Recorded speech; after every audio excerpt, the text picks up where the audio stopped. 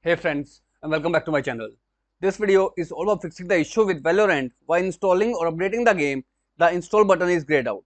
So without wasting time, let's go ahead and directly proceed with the resolution. In the first step, right click on taskbar and choose the option Task Manager. From the left pane, click on Details tab and in the search box, type in Rohit.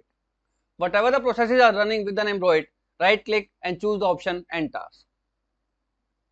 Make sure you must close each and every process related to the Rohit client. Once it is done, click on Start menu, type Rohit, and from here you need to choose the option Run as Administrator. Now go ahead, log in using your user ID and password.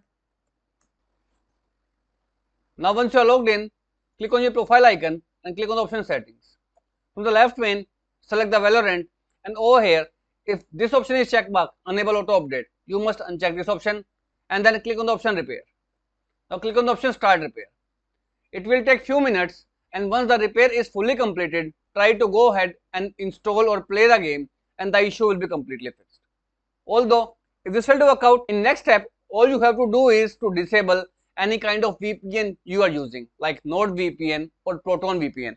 Make sure you must disable the VPN.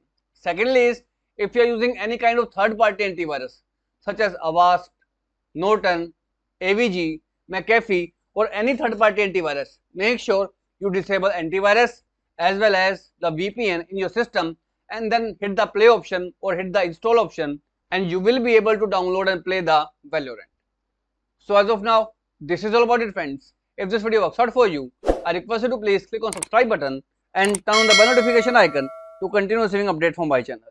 Thank you so much friends. Thank you for watching.